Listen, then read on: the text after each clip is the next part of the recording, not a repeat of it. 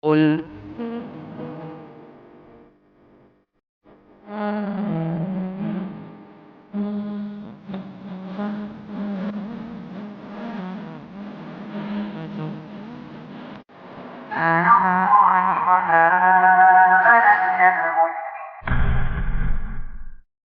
Bismillahirrahmanirrahim. Assalamualaikum warahmatullahi wabarakatuh. Alhamdulillahirabbil alamin. Hamdan katsiran thayyiban barakan fi kama yuhibbu rabbuna wa yarda. Wa asyhadu an la ilaha illallah wahdahu la syarikalah wa asyhadu anna Muhammadan abduhu wa rasuluh. Allahumma salli ala nabiyyina Muhammad wa ala alihi wa man tabi'ahum bi ihsan ila yaumiddin. Allahumma inna nas'aluka ilman nafi'a wa rizqan thayyiba wa amalan mutaqabbala. Allahumma inna na'udzubika min zawali ni'matik wa tahawuli afiyatik wa fujaati nikmatik wa jami'i sakhatik. Puji syukur kita panjatkan pada Allah. Salawat dan salam mungkin-mungkin tercurah pada junjungan kita Nabi besar Nabi Agung Muhammad sallallahu alaihi wasallam. Ibu-ibu sekalian dan bapak-bapak yang turut hadir di kesempatan sore hari ini, kita bersyukur pada Allah atas nikmat dan karunia yang telah Allah anugerahkan pada kita sekalian, sehingga di kesempatan sore hari ini kita bisa berada dalam majelis yang mulia, mungkin-mungkin membawa keberkahan bagi kita sekalian dan membawa kebaikan yang banyak untuk semua yang hadir di kesempatan sore hari ini. Untuk kesempatan kali ini kita lanjut dengan pembahasan tafsir surat An-Nur. Namun nanti judulnya kapan menampakkan perhiasan bagi wanita, itu cuma dibulutin salah judul saja, isinya beda. Isinya beda, ada kesalahpahaman ketika di print. Jadi bisa diganti judulnya kapan menampakkan perhiasan bagi wanita. Jadi kapan ibu-ibu bisa menampakkan perhiasan-perhiasan yang ada. Kalau pembahasan kita yang terakhir, kita bahas 12 syarat pakaian wanita. 12 syarat pakaian wanita. Kemarin mesti menutup aurat, tidak terlalu ketat, tidak terlalu tipis. Juga di antara syaratnya lagi tidak tabarruj atau menampilkan keindahan diri, juga tidak menyerupai pakaian laki-laki, dan beberapa syarat yang lainnya sampai 12 poin. Sekarang yang kita bahas kapan menampakkan perhiasan bagi wanita. Monggo dibaca surat An-Nur ayat 31.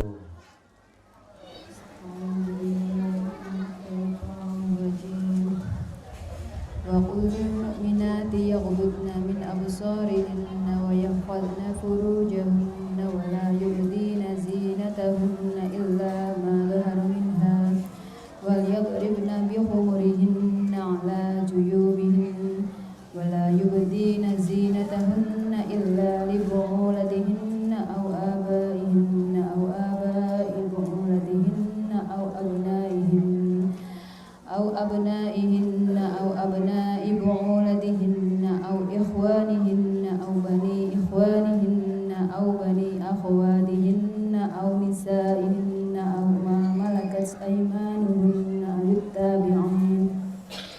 التابعين غير أولي الإربة من الرجال أو الطفل الذين لم يظهروا على عورات النساء ولا يضربن بأرجلهن ليعلم ما يخفين من زينتهن وتوبوا إلى الله جميعا أيها المؤمنون لعلكم تفلحون.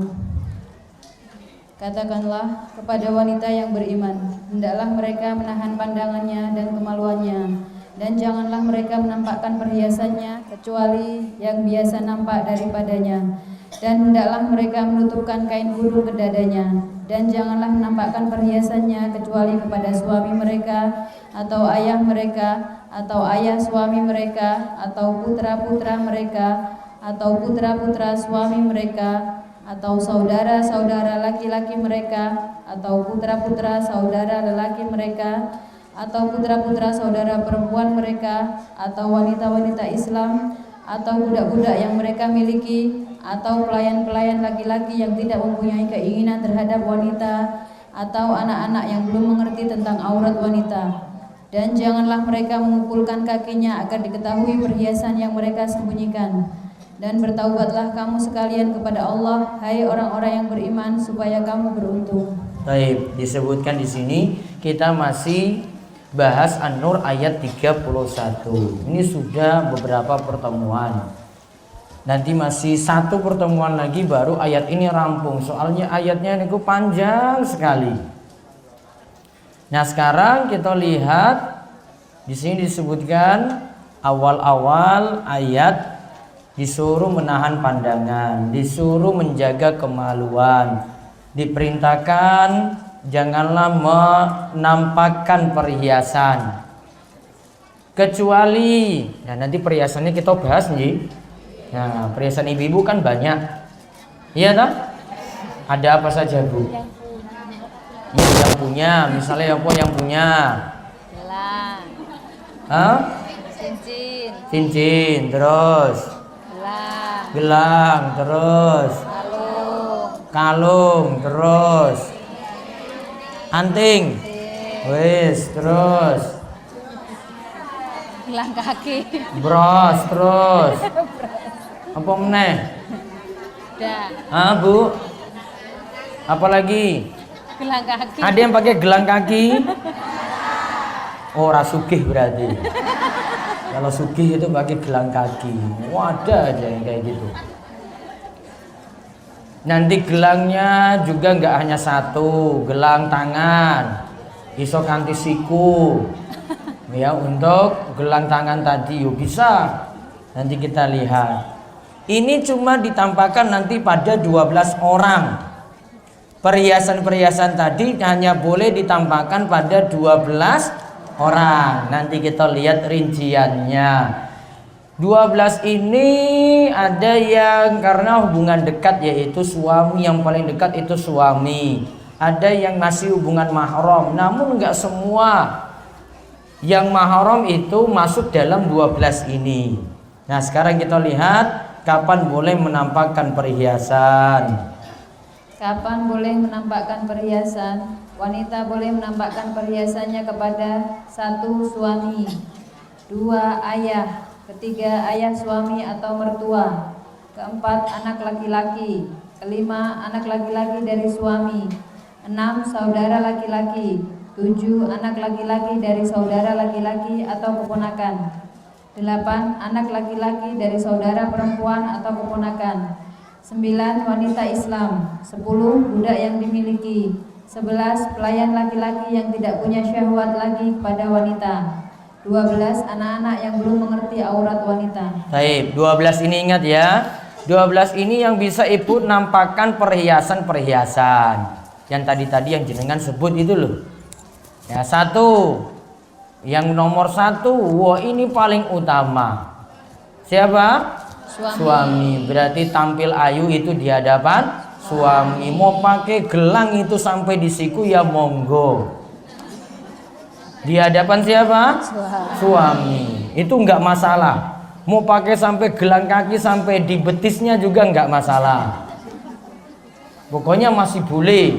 Apalagi pada suami. Mau pakai make up 1 cm juga boleh. Mau pakai lipstik tebalnya sampai merah sekali boleh. Apalagi? Ini ada, ini apa ini? Celak. Alisnya diapain, Bu? Celak. Mau pakai celak kayak mau ditegasin pakai pensil, mau dihitamin sampai gini kayak terserah. Itu di hadapan siapa? Suami. Suami. Terus ini lagi bulu ini apa? Diapain nih? Maskara. Nama Bu? Maskara. Maskara. Diapain itu? Kok aku ora paham ya Bu ya? Mau kayak gitu ya juga terserah di hadapan suami. Terus di atas bulu ini dikasih hitam-hitam ini apa ini? Sedo. Dikasih apa itu, sedo atau apa gitu ya? Sedo ya ada toh? Ya, terserah itu di hadapan suami. Pipinya dikasih merah-merah lagi di sini. Tok. Ini kasih merah. Wow, kelihatan ayu banget. Itu juga di hadapan suami. Kalau ibu lakukan seperti itu di hadapan suami, pahalanya makin besar. Paham ibu-ibu? Mulai malam ini loh, pas malam minggu. Wes suara apa-apa. Entok pahala. Kalau yang tadi itu kurang, makeupnya itu kurang, minta pada suami untuk dipenuhi semuanya kalau mampu. Ini sakit napa mboten ini ibu-ibu ini? Dan cantik di hadapan suami. Bisa nggak ibu-ibu? Bisa. Kok ora dijawab ibu? Bisa nggak? Bisa. Sanggup? Ya Allah, mudah-mudahan Allah beri taufik ini untuk ibu-ibu. Orang ngilang loh ini. Wah tak singgung ini bukan sampai tobat ibu-ibu. Coba dibaca keterangannya di bawah. Yang dimaksudkan dengan menampakkan perhiasan di sini adalah menampakkan zinah atau perhiasan yang asalnya disembunyikan, yaitu pakaian berhias diri. Nah, pakaian berhias diri, pakaian-pakaian yang ayu, yang seksi, pakai celana yang ayu, yang seksi, itu semua di hadapan suami. Pokoknya nothing tulus. Apa istilah bahasa Jawa nih? Aku kira paham iki bahasa Jawa nothing tulus. Terlalu lama ini belajar bahasa Inggris. Hah? Tahu ibu? Pokoknya apa adanya itu semuanya untuk suaminya. Ya, itu perhiasan-perhiasan tadi itu. Sedangkan nomor 2 untuk bapaknya, untuk mertua, anak-anaknya, saudaranya, keponakannya, untuk wanita yang lain itu tidak seperti suaminya. Sebatas yang wajar saja, nanti akan disinggung. Yang wajar gimana? Ya seperti ibu lagi di rumah, lagi nyapu, lagi masak. Pakaiannya seperti itu, beda dengan suami. Kalau suami ki apa adanya. Ya, ngertos apa adanya. Ya pokoknya kayak gitulah. Kalau di hadapan suami. Kalau di hadapan bapaknya, di hadapan mertuanya, di hadapan saudara laki-lakinya, yo biasa. Itu seperti pakaian, kalau kata para ulama seperti jenengan itu di rumah, itu lagi kerja, lagi masak. Kan masak ya nggak dandan ya toh? Apa masak ini lipstikan juga? Enggak.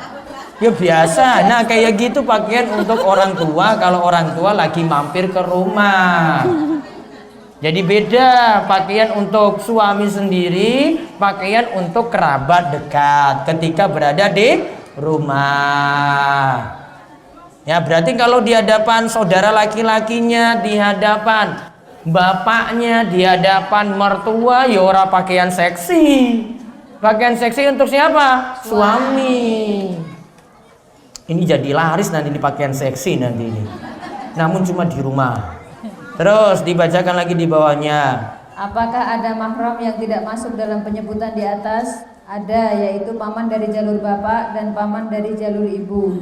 Walaupun mereka mahram, namun tidak masuk dalam 12 rincian di atas yang boleh wanita menampakkan perhiasannya. Nah, di dalam 12 nomor tadi itu tidak semua mahram. Cuma keponakan, karena keponakan itu masih kecil misalnya. Namun kalau sudah paman, ya ibu-ibu di hadapan pamannya, di hadapan Pak D-nya, itu enggak seperti di hadapan ya bapaknya atau di hadapan mertua. Pakaiannya sudah beda walaupun itu masih hubungan mahram. Terus lanjutannya lagi. Syekh Muhammad bin Shalih Al-Utsaimin rahimahullah menjelaskan bahwa masalah berhias diri berbeda dengan masalah hijab. Masalah hijab punya pembahasan khusus dalam surat Al-Ahzab. Adapun surat An-Nur membicarakan tentang perintah menjaga kemaluan, membersihkan dan menyucikan diri. Nah, kalau surat An-Nur ini khusus masalah berhias diri dibahas di sini. Kalau tentang aturan jilbab itu lengkapnya yang kemarin kita singgung ada di surat Al-Ahzab ayat 59. Tidak dibahas di surat An-Nur. An-Nur itu untuk pakaian di rumah, adab-adab ketika orang itu masuk rumah. Ibu berhias diri itu seperti apa? Ya, itu dibahas dalam surat An-Nur. Terus Syekh Muhammad bin Shalih Al-Utsaimin juga menerangkan bahwa masalah menampakkan perhiasan ini tidak terkait pula dengan masalah mahram, karena ada mahram yang tidak disebutkan dalam 12 pengkhususan di atas. Nah, 12 itu tidak semua mahram masuk. Ya, mahram itu apa ibu-ibu? Yang tidak boleh dinikahi.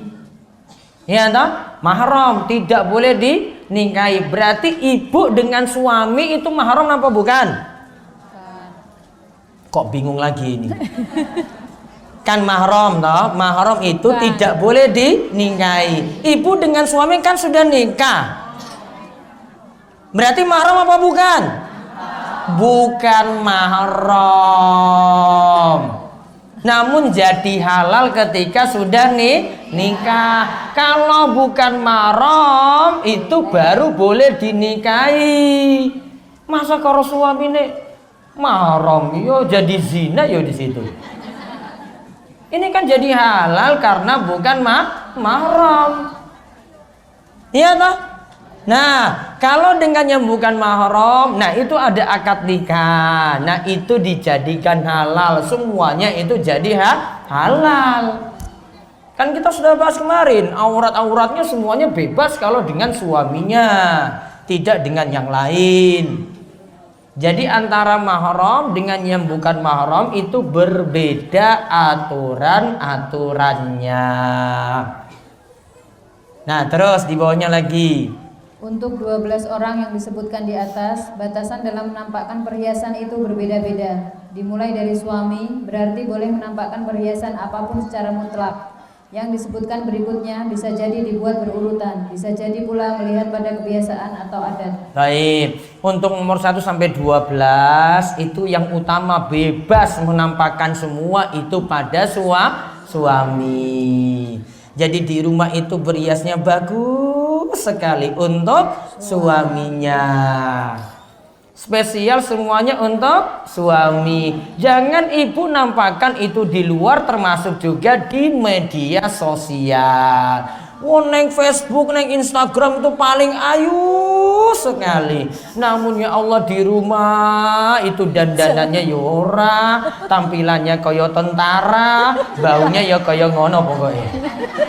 Ya Allah ibu-ibu. Namun kalau di Facebook itu ya Allah cantik sekali, luar biasa. Bidadari kalah dengan ibu-ibu. Ya, wah itu kalau di media sosial itu di Facebook dan yang lainnya itu wayu-wayu banget. Namun kalau di rumah ya Allah dikondan dan gur nganggo bedak wae ora sak senti lho iki. Malesnya bukan main. Gitu ibu-ibu. Apa saiki wis berubah? Hah? Insya Allah berubah nggih. Nah, diganti yang di rumah itu yang dandanannya bagus sekali. Ntar tak minum sik iki. Apa ini? Oh, teh. Nah, terus. Bolehkah? Nah, maaf, ini saya tambahkan. Kalau pada bapaknya itu disuruh apa? Auratnya itu yang biasa saja. Artinya pakai pakaian rumahan. Ibu kan harus punya 2 pakaian berarti. Iya toh? Kalau pakai di luar ya beda. Jangan yang pakaian dalam rumah dipakai di luar, termasuk juga kalau beli sayur. Kadang ibu itu orang mikir. Wah, tumbas sayur nih bakulnya di luar langsung layu itu. Wah, handuk dipakai untuk jilbab. Betul apa mboten? Ya Allah. Mending itu masih pakai Ki jilbab. ngajine iki manfaat apa ora ya iki? Wah tunggu Pak. Wah sudah pakai baju tadi. Ini pas lagi ini habis mandi. Pakaiannya apa adanya. Sing nutup jilbab pakai apa? Panduk. Mbok diganti, mbok saiki iki belajar ki ngangge jilbab yang benar. Kalau sudah di luar rumah, ini kan ibu sudah dikasih jilbab, ini kan yang langsungan, iya toh? Kan enak banget itu, nggak usah diikat-ikat kayak begini, ki langsung aja sudah. Nah, pakai itu ketika keluar rumah. Terus dineseng praktis loh itu. Apa itu nggak praktis itu ibu-ibu? Ini praktis gratis menaik ora bayar. Ora dinggo Allah, ibu-ibu. Kapan nih kira Banyak sadar yang ini? nggak dapet Ustaz. Tapi jilbabnya kayaknya kurang ya ini ya. Ya, kurang. Tambah Totalnya siput. kemarin berapa? 1.000. 1.000. Tambah siput berarti dong? Iya. Nah, ada siput. Kasih aja siput Iya, itu. kasih. Yang penting nggak Iya. pakai siput keluar rumah. Siput itu kalau kalau untuk dalaman saja untuk jilbab. Nah sekarang bolehkah wanita muslimah menampakkan perhiasannya pada wanita kafir? Nah kita lihat bahasannya. Bolehkah? Ya. Bolehkah wanita muslimah menampakkan perhiasannya pada wanita kafir? Tentang hal ini para ulama berbeda pendapat. Ada pendapat yang menyatakan hanya boleh menampakkan perhiasan pada wanita muslimah saja. Ada pendapat juga yang menyatakan boleh menampakkannya pada seluruh wanita termasuk wanita kafir. Pendapat kedua ini lebih dicenderungi oleh Syekh Muhammad bin Shalih Al-Utsaimin dalam penjelasan tafsir di atas. Taib, wanita di sini umum. Karena dalam ayat kan disuruh tadi ada di poin nomor 9. Di situ sebenarnya cuma disebutkan wanita. Apakah ibu punya perhiasan ini sesama ibu-ibu itu di dalam rumah boleh nampakkan perhiasannya tadi? Kalau wanita Islam boleh. Yang terjadi perbedaan ini untuk wanita kafir, ya, yang bukan Islam. Apakah boleh ataukah tidak? Pendapat yang dipilih oleh Syekh Muhammad bin Shalih Al-Utsaimin katanya masih boleh, karena yang dimaksud dalam ayat itu lebih umum, berarti cuma sesama wanita saja. Kalau di Saudi Arabia itu kampus untuk perempuan itu sendiri.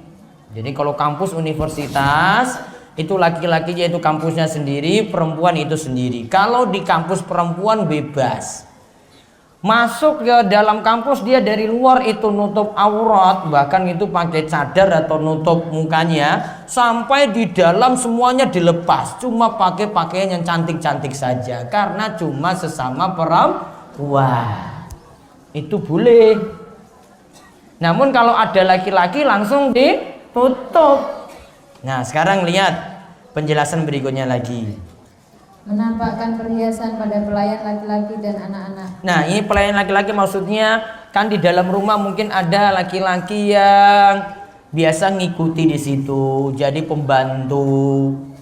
Namun nanti ada diberikan catatan di sini, boleh nggak nampakkan perhiasan tadi? Nah lihat, boleh. Boleh menampakkan perhiasan pada pelayan laki-laki atau pembantu dengan catatan ia tidak punya hajat pada wanita atau tidak punya nafsu syahwat lagi pada wanita.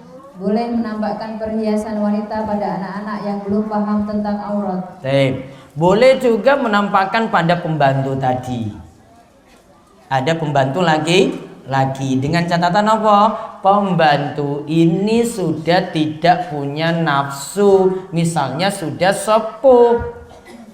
Namun kalau masih nom, ya nggak boleh. Bisa jadi dia main dengan majikannya, bahaya. Juga di sini masih boleh ditampakkan pada anak-anak, bagi anak-anak yang belum paham tentang masalah aurat. Itu boleh. Jadi ibu di rumah misalnya nggak pakai jilbab, ada anak tetangga itu masuk dalam rumah, boleh nampakkan di situ karena belum paham. Jadi dibedakan, ada yang dewasa yang sudah paham, ada yang masih anak-anak yang belum paham. Namun kalau anaknya sudah paham ya tetap nutup aurat, ibu tetap pakai jilbab. Terus lanjut lagi. Perhiasan di kaki. Wah, ini perhiasan di kaki. Ya, gimana ini boleh ataukah tidak? Coba dilihat lagi pembahasannya. Dan janganlah mereka memukulkan kakinya agar diketahui perhiasan yang mereka sembunyikan. Ayat ini menunjukkan bahwa ada wanita yang memakai perhiasan di kaki walaupun ia sudah menutupnya. Namun ia menampakkan perhiasan tersebut dengan menghentakkan kakinya supaya orang tahu keberadaan perhiasan tersebut. Ini suatu hal yang tidak dibolehkan. Nah, lihat. Ada yang pakai gelang kaki misalnya. Taruhlah itu sudah tertutupi dengan celana atau dengan gamisnya. Namun kan bisa muncul suara. Suaranya gimana?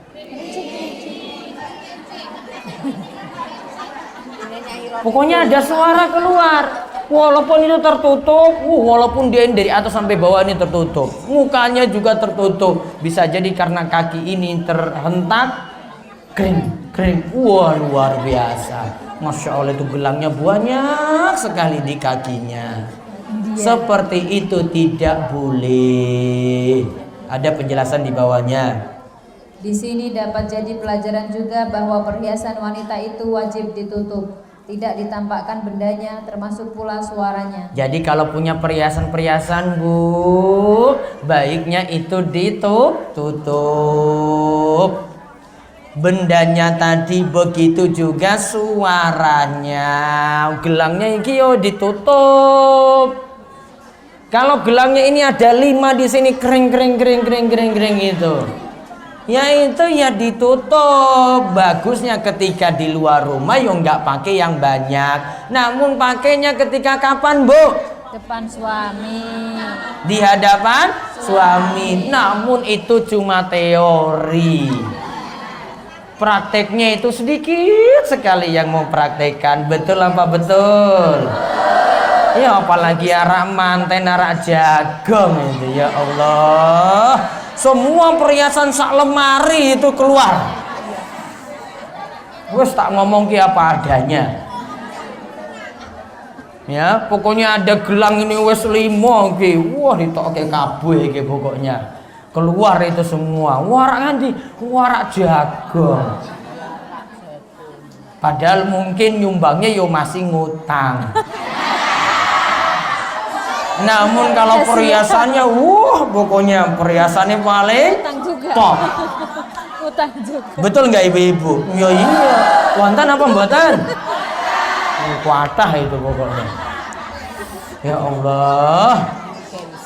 Itu ajang untuk pamer nanti. Termasuk juga nanti kalau datang Idul Fitri. Iya toh? Sedulur-sedulurnya saka Jakarta iki datang. Terus bertamu, assalamualaikum. Keluar perhiasannya kabeh sak lemari. Kalungnya 5 keluar semuanya. Padahal wis nganggo jilbab besar loh. Namun kalungnya di luar. Ya Allah. Kalungnya sih enggak apa itu. Iki pamer apa pamer ya gue ya? Wis. Tak ngomong apa adanya ini. Kesinggung ya kesinggung pokoknya. Ya orang ngaji kok tak singgung kabeh iki men tobat. Ora apa-apa ya, Bu ya? Aduh jadi merasa bersalah. Ya iki wis ora lanjut wae wis ora apa-apa nek. Arek lanjut apa pripun iki? Tapi tersinggung terus ya iki, Bu. Ya wis lanjut. Terus Asadi. Syekh As-Sa'di juga mengatakan, jangan sampai perhiasan tadi sengaja dibunyikan di tanah supaya terdengar kalau ia memakai perhiasan seperti gelang kaki. Ia sengaja menghentak-hentakkan kaki biar diketahui. Ini adalah perantara yang mengundang syahwat. Nah, termasuk gelangnya itu pura-pura lepas copot. Gelang itu biasanya pinten gram, Bu?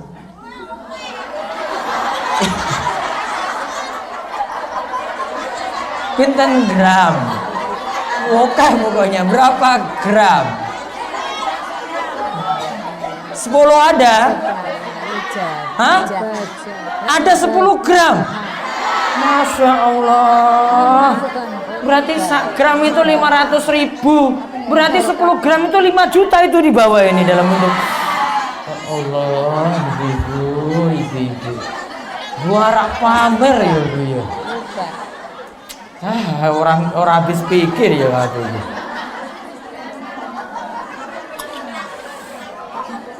Padahal pekerjaannya yo biasanya yo ngarit, namun gelangnya itu 10 gram juga. Ya Allah. Lanjut. Syekh As-Sa'di. Syekh As-Sa'di lantas membawa kaidah wa annal amra idza kana mabaha walakinnahu Yufidu ila muharram au Wah itu bahasa Arabnya keliru itu. Terus dibaca aja artinya. Ada salah suatu ketik. perkara yang mubah jika mengantarkan pada yang haram atau dikhawatirkan terjatuh pada yang haram, maka perkara tersebut dilarang. Nah lihat, ini pakai perhiasan itu asalnya boleh untuk ibu-ibu, orang masalah. Namun kalau mengantarkan pada yang haram, maka nggak boleh. Contohnya mengantarkan pada yang haram apa? Untuk pamer. Paham ibu-ibu? Boleh nggak ibu punya perhiasan? Boleh. Namun kalau untuk pamer, nah itu beda. Paham kan kalau untuk pamer kan? Nah gitu. Makanya sekarang ini mbok diganti, nabungnya itu nggak untuk perhiasan, mbok nabung itu biar iso munggah umroh. Amin. Perhiasannya ini didol saiki. Terus nanti ditabung untuk munggah umroh. Orang mikir umroh aku Ustaz, sepenting kalungku iki akeh. Gelange iki 10 gram 20 gram. Ya Allah, Bu sekarang itu diganti hartanya itu diniatkan untuk ngibadah. Nggak usah mikir-mikir itu terus, nggak usah untuk mikir pamer terus. Sekarang kalau pamer untuk orang coba, apa manfaatnya? Apa manfaatnya Bu? Terkenal. Wonten manfaat? Dapat pahala? Enggak. Apa dapat dosa? Dosa. Ya wis ngerti kok. Mau sekarang diganti. Ditabung itu biar bisa munggah apa? Umrah. Iya toh? Pengen umrah? Namun orang nabung, itulah masalahnya. Ya, insya Allah nggih, pun, iya terus nabung, terus. Nggak usah pamer-pamer terus. Terus lanjut lagi. Contoh di sini kata Syekh As-Sa'di, kalau seorang wanita menghentak-hentakkan kakinya di tanah, asalnya memang boleh. Namun kalau tujuannya agar orang-orang tahu perhiasan dirinya, maka seperti itu dilarang. Nah, tadi kan mubah.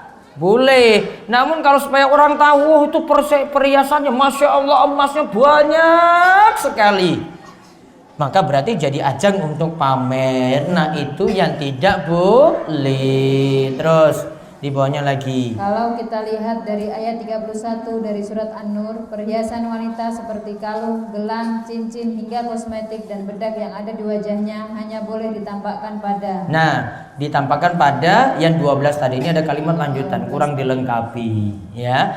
Jadi semua perhiasan baiknya cuma ditampakkan pada 12 orang tadi. Mulai dari siapa yang nomor 1? Suami siap atau tidak ini ibu-ibu? Mau ora jawab, ora siap ya tenan ya Allah ibu-ibu. Saiki harus berubah. Kalau untuk suami harus dandannya itu spesial. Bukan nanti di luar rumah ya Allah kayak bidadari full itu makeupnya tadi luar biasa. Sekarang diganti. Siap ibu-ibu? Siap untuk malam minggu ini? Alhamdulillah. Wes dicatat malaikat itu loh. Ya, wes dicatat ya. Suaminya juga dengar itu loh di sana. Ya, mudah-mudahan mulai dari malam ini insya Allah siap. Insya Allah siap. Kok ini kurang seru loh ini. Insya Allah siap. Alhamdulillah. Wes tobat berarti. Terus lanjut. Perhiasan apa saja yang boleh ditampakkan pada mahram? Yang boleh ditampakkan pada mahram adalah yang nampak secara umum di rumah, seperti kepala, anggota wudhu yang biasa nampak ketika ia membereskan pekerjaan rumah. Kalau memang ada mahram yang biasanya usil, maka hendaklah wanita tersebut lebih menutupi diri lagi agar tidak terjadi kerusakan, karena Allah tidak suka jika ada yang berbuat kerusakan. Nah lihat, apa yang ditampakkan kepada bapaknya sendiri, kepada mertua, kepada keponakan, tadi yang dari 12. Maka di sini dikatakan kepala ini boleh dibuka, berarti boleh nggak pakai jilbab. Juga yang boleh ditampakkan anggota wudhu. Anggota wudhu berarti di sini lengan masih boleh. Ini kan anggota wudhu. Kakinya masih boleh kelihatan, muka masih boleh, rambutnya masih boleh. Itu namanya anggota wudhu. Atau keadaan ketika ibu lagi beres-beres rumah, nyapu kan nggak dandan, ya kan? Opo nyapu ngangge pakaian seksi, biasa kan? Nah itu yang dipakai. Paham ibu-ibu? Berarti kalau untuk suami yo beda lagi. Ya, untuk suami beli baju yang seksi-seksi gitu. Waduh, salah ngomong ini ya Allah. Paham ibu-ibu? Ya pokoknya kayak gitulah. Ibu mikir sendiri di rumah. Serba salah kalau saya serba ngomong ini loh. Terus sekarang yang terakhir, aturan berhias diri bagi wanita. Nah ini baru diajarkan ibu berhias diri. Ya sekarang pertama, aturan berhias diri bagi wanita. Pertama, dilarang bagi wanita menyambung rambut, karena dalam hadis disebutkan bahwa Rasulullah SAW melaknat wanita yang menyambung rambut dan meminta disambungkan rambutnya. Nah tahu menyambung rambut? Ya paham Ji? Nah dilarang pakai rambut yang disambung, yang masang yo kena laknat, yang minta dipasang juga kena laknat. Satu, pokoknya nanti dipraktekkan sendiri, wes paham iki. Ya, terus yang kedua. Kedua, dilarang bagi wanita mencabut atau menghilangkan alis dan bulu mata, sebagian atau seluruhnya, baik memendekkan atau mencukurnya, baik menggunakan bahan tertentu untuk menghilangkan seluruhnya atau sebagiannya. Perbuatan semacam ini disebut an-nams, di mana disebutkan dalam hadis Rasulullah SAW melaknat wanita yang mencukur atau mencukur sendiri alisnya. Perbuatan ini termasuk dalam dosa besar. Seorang wanita pun tidak boleh menaati suaminya jika diperintah mencukur alisnya. Nah kalau suami suruh nyukur alis nggak boleh. Alis itu alami, ya, nggak usah dirapi-rapikan, nggak perlu dipertegas lagi. Ya, iki wes ini nah sudah ada ini kurang tebal, tambah lagi apa biasanya bu? Tadi itu apa tadi? Pensil. Celah apa pensil? Ada celah, ada pensil. Pensil alis. Ya aku ya ora paham, ya ora tahu. Ya belum paham kayak begitu. Terus tadi ini apa ini tadi? Ini ada yang cukur juga ini bulu ini. Ada atau ada yang tadi pakai apa? Maskara. Itu diapain? Oh biar gini ya Masya Allah. Itu hanya boleh untuk suami. Ya, pokoknya dibiarkan apa adanya, paling alami, original paling bagus. Asli itu paling bagus. Ustadz kalau saya sudah terlanjur gimana? Ya sudah banyak-banyak istighfar, tobat pada Allah. Alhamdulillah saya wis paham loh. Paham ibu-ibu ya? Pokoknya nggak diulang lagi. Terus yang ketiga. Ketiga, dilarang bagi wanita mentato dirinya, karena Nabi SAW melarang mentato dengan ditato orang lain atau mentato dirinya sendiri. Wadah perempuan ditato loh itu. Banyak. Nah, nggak boleh yang meminta ditato kena laknat, yang mentatonya juga nanti kena laknat, jauh saking rahmat Allah. Terus yang keempat. Keempat, dibolehkan bagi wanita menggunakan henna pada tangan dan kakinya juga kuku. Namun berhias diri ini untuk wanita seperti ini berlaku untuk yang sudah menikah untuk suaminya di rumah. Hendaknya pula menghindari mewarnai kuku dengan pewarna yang tidak menghalangi masuknya air. Nah, ada pewarna kuku itu yang nggak bisa buat air masuk. Maka hindari seperti itu. Baiknya alami saja. Wis. Kalau kutek gimana? Bisa masuk nggak air itu, Bu? Nggak bisa. Hah? Nggak bisa membentuk lapisan baru. Yo berarti yo dihindari. Termasuk juga di sini apa tadi pakai apa? Henna itu apa, Bu? Henna? Ngertos henna? Ya. Apa itu henna itu? Hias itu tangan. Yang menghias tangan ini dicoret-coret itu. Nah, diwarna-warnain bunga gitu ya toh. Ibu-ibu masih pakai? Nggak pernah, nggak bisa. Nggak bisa makainya. Seorang payu ya. Nah, ini juga cuma di dalam rumah untuk suami. Terus yang kelima. Kelima, dibolehkan bagi wanita mewarnai rambutnya jika memang sudah beruban, namun dihindari menggunakan warna hitam. Kalau rambut belum beruban masih berwarna hitam, tidak dibolehkan untuk diubah ke warna lain karena warna hitam pada rambut menunjukkan kecantikan. Dan ketika itu bukan keadaan darurat pula dibutuhkan untuk mewarnai rambut. Juga ada sebab terlarangnya karena meniru-niru model rambut orang kafir. Nah, berarti satu, mewarnai rambut itu boleh kalau sudah ubanan. Namun hindari warna apa? Hitam. Berarti warna apa, Bu? Hah? Yang penting juga gaya anak-anak muda. Ya. Pokoknya diwarnai selain warna hitam. Kalau dibiarkan putih ya ora masalah. Malah ya dia Asli. ya wis sadar tua berarti. Ya. Namun kalau mau warnain pokoknya selain warna hitam. Namun gimana kalau belum ubanan, sudah dirubah warnanya? Baiknya tidak, walaupun cuma di dalam rumah saja, baiknya enggak.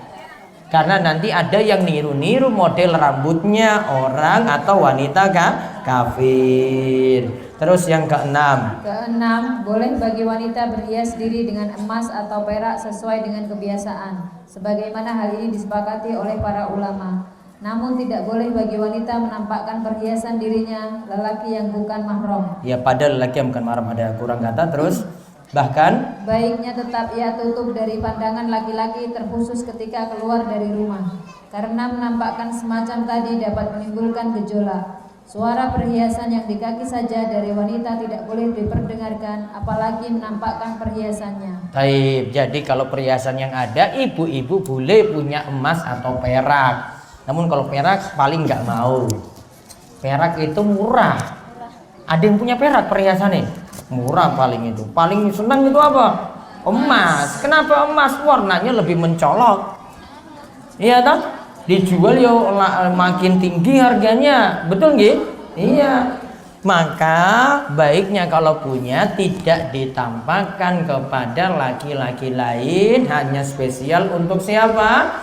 Suami. Berarti hari ini kesimpulannya hari spesial untuk suami.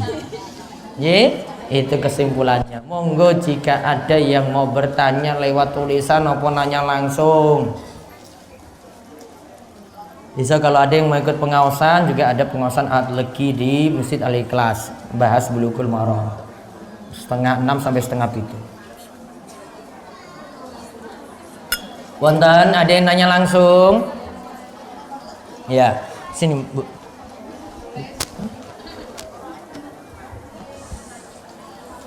Ada lagi yang lain nanya langsung? Hei, monggo. Assalamualaikum warahmatullahi wabarakatuh. Perkenalkan, saya akan bertanya tentang pemakaian software. Apa itu? Apa itu? Kacamata terus? Oh, tidak pakai kacamata. Terus lensanya di langsung. Itu punya warna-warna mencolok enggak? Baiknya tidak pakai warna mencolok. Kalau orang sudah lihat itu, masya Allah matanya ayu banget. Nah itu baiknya dihindari. Ya. Pemakaian kawat gigi diperbolehkan apa tidak? Apa? Kawat gigi. Kawat gigi tujuannya apa? Merapikan boleh. Itu merapikan ciptaan Allah, tidak merubah namun merapikan, masih boleh. Yang ketiga, tadi disebutkan bahwa mewarnai rambut kalau sudah berubah itu boleh. Iya. Apakah bahannya itu ditentukan atau memakai cat yang sudah beredar sekarang itu boleh? Mewarnai rambut tuh pakai apa itu ya biasanya ya ibu-ibu?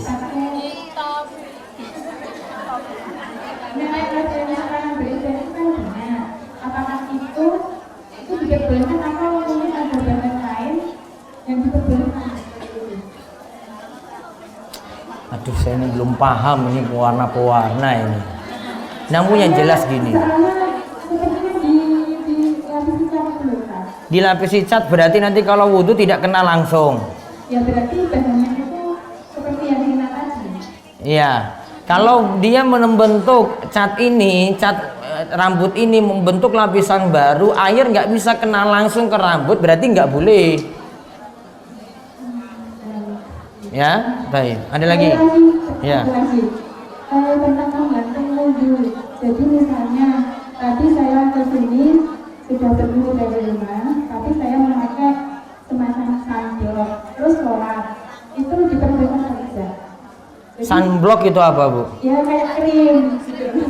Tapi Tambah ayu, tambah cantik kenapa mboten? ya, itu untuk Oh, biar itu kulitnya nggak hitam gitu ya?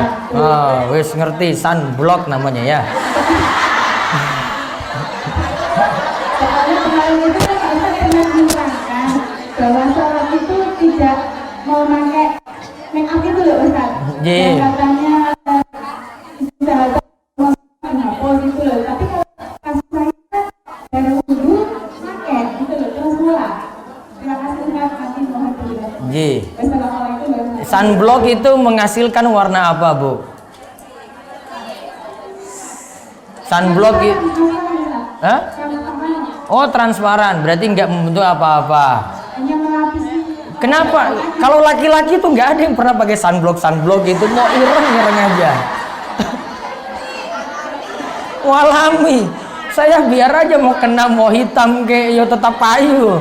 Terus gue bocor. Asalnya kalau tidak membentuk lapisan tadi apa? Kan sesudah wudhu nje, berarti nggak masalah. Masih boleh. Ada lagi yang nanya langsung. Ibu tanya perhiasan-perhiasan ini tak jawab ini saya ini. Ayo Bu. Ada yang nanya langsung? Ada? Baik, tak jawab kertas. Silakan kirim pertanyaan lewat kertas. Ustadz, mohon dijelaskan dan dicontohkan tata cara berwudu dengan gayung, karena tentu pasti ada caranya. Yo ada. Caranya itu adalah yang pertama, ketika mencuci tangan itu tidak langsung mencelupkan tangan dalam gayungnya tadi.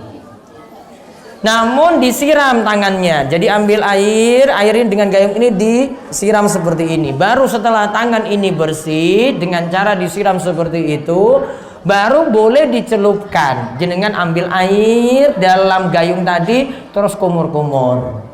Terus hirup air ke hidung. Terus ambil air lagi basuh muka. Ya, terus setelah itu tangan sampai siku, terus kanan terus kiri lagi, terus rambut diusap kepalanya, rambutnya itu sampai sini, tengkuk sini, terus lanjut dengan mencuci kaki sampai mata kaki. Namun lihat di sini dilakukan dengan hemat, nggak boros, dan seperti ini dibolehkan. Saya mahasiswa tingkat akhir. Setelah lulus kuliah, saya berencana nyantri. Tetapi salah satu syarat masuk pondok pesantren tersebut tidak boleh menikah selama program salah satu pondok. Lalu jika jodoh saya datang, mana yang harus saya dahulukan? Sedangkan ilmu agama saya masih sangat sedikit. Adakah alternatif mau belajar agama secara runtut selain nyantri? Kalau memang dia ingin seperti itu, berarti dia tunda dulu untuk menikah menimbang maslahat, menimbang ada kebaikan yang lebih besar. Namun kalau yang datang itu jodoh yang terbaik, maka saran saya mendingan menikah. Mudah-mudahan dari suaminya bisa mendidik agamanya dengan baik. Terus belajar agamanya gimana? Cari pengajian yang temanya itu berurutan. Kalau nantinya berurutan, berarti di situ akan diberikan ilmu pelan-pelan masuk. Karena berurutan tadi, jangan cuma sekedar tematik saja yang tidak dibangun ilmu dari dasar. Jadi pelan-pelan seperti itu, cari guru yang mau mendidik perlahan-lahan. Apakah boleh wanita jika mendatangi kondangan berhias diri hingga terlihat cantik di mata orang? Ini kan harus dijawab tadi. Ya, pokoknya sudah mikir sendiri Bu di rumah. Apabila kita sedang menghadapi problem hidup, bolehkah kita berdoa dengan Allahumma yassir wala tu'assir? Ya Allah, datangkanlah kemudahan dan janganlah berikan kesulitan. Boleh, doa ini juga boleh. Ada juga doa yang pernah saya ajarkan, Allahumma la sahla illa ma ja'altahu sahla wa anta taj'alul hazna idza syi'ta sahla.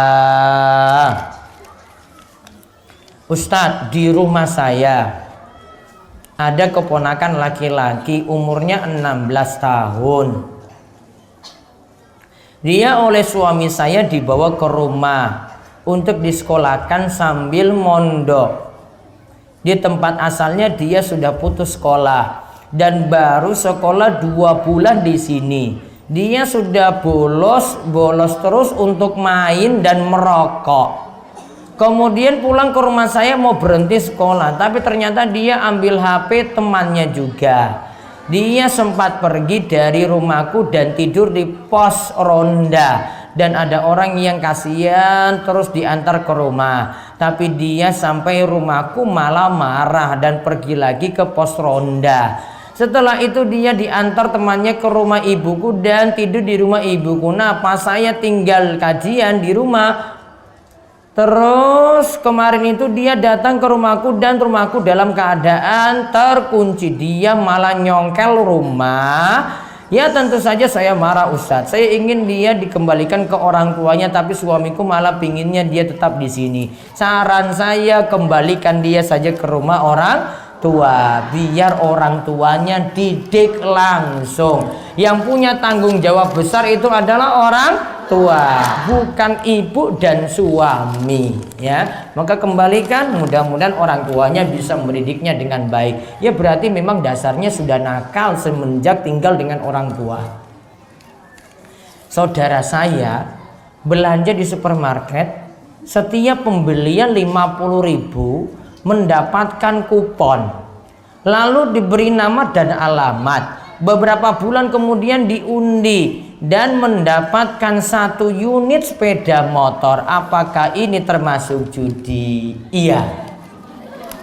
Termasuk apa? Judi. Karena undian ini diambil dari hasil belanja masing-masing orang. Kalau yang belanja 1.000 orang, berarti dari 1.000 itu ya cuma diambil 1-2 saja untuk dapat motor. Itu masuk judi. Sama nggak dengan arisan? Arisan juga dikocok loh sama. Sama nggak dengan arisan, Bu? Apa bedanya dengan arisan? Semua yang ikut arisan pasti dapat. Namun ada yang dapat duluan, ada yang dapat belakangan. Namun kalau ikut arisan yo nambah utang. Nah, itu saja masalahnya. dan Allah mengetahui pandangan mata yang khianat. Surat Ghafir ayat 19. Dan apapun yang disembunyikan di dalam hati. Apakah yang dimaksud kalimat di atas? Artinya Allah memahami ada yang melakukan maksiat diam-diam, sembunyi-sembunyi, Allah tahu. Termasuk juga yang melakukan maksiat terang-terangan. Bagaimana cara mengusap rambut ketika wudhu? Sedang dulu Ustadz bilang seandainya tidak ada tempat tertutup bisa dilakukan dari luar jilbab. Tapi kemarin saya ikut kajian di tempat lain, harus membuka jilbab dan membasuh rambut sampai belakang. Intinya ibu masih boleh mengusap jilbab. Namun masalahnya gini Bu, satu masalah.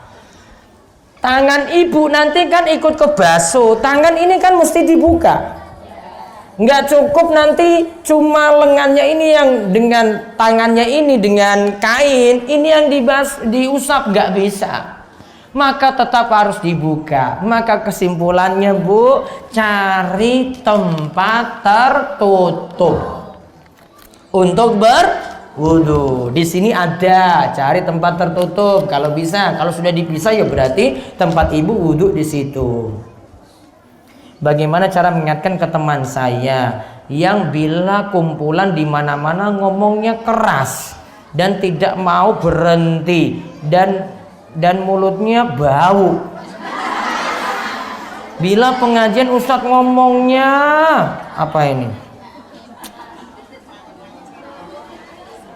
Teman saya malah bicara seakan-akan menunjuk seseorang alias sok tahu.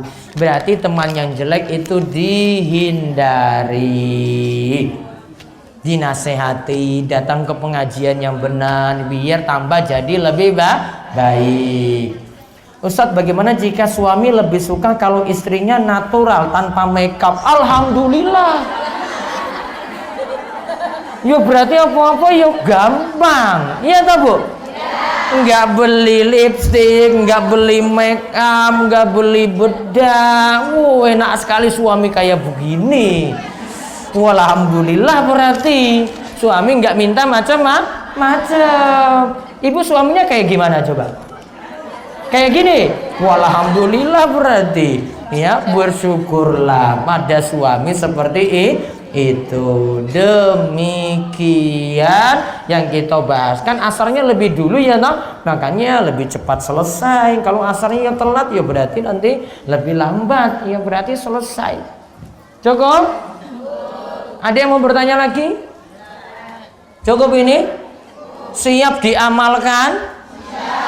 Apanya tadi diamalkan? Berhias diri malam minggu ini. Iya toh Bu?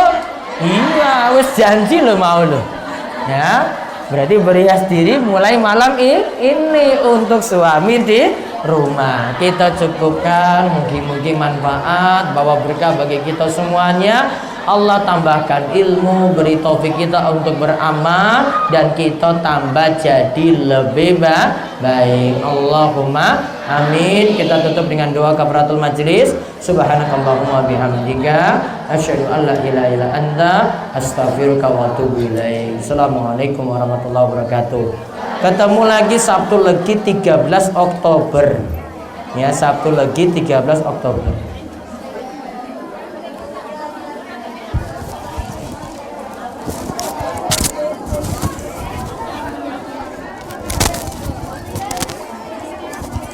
Sehat Bu. Sehat.